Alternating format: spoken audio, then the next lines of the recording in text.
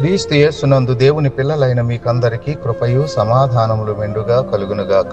ఈ ఉదయం కొరకు ప్రభువు అనుగ్రహించిన తన జీవపు వాక్కు ఓబద్య 1వ అధ్యాయం 4వ వచనం.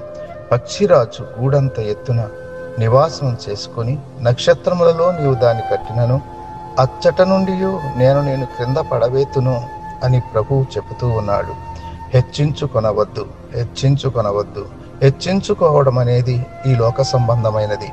అందుకే ప్రధాన దూత లూసిఫర్ గర్వించి తనను తాను హెచ్చించుకున్నప్పుడు దేవుడు ఆ దూతను భూమి మీదకు నెట్టివేశాడు.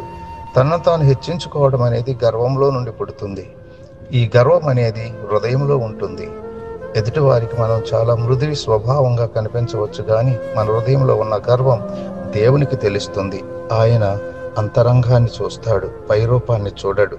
కాబట్టి నిన్ను నీవు హెచ్చించుకోకుండా ప్రభు హెచ్చించే వరకు కనిపెడుదువుగాక.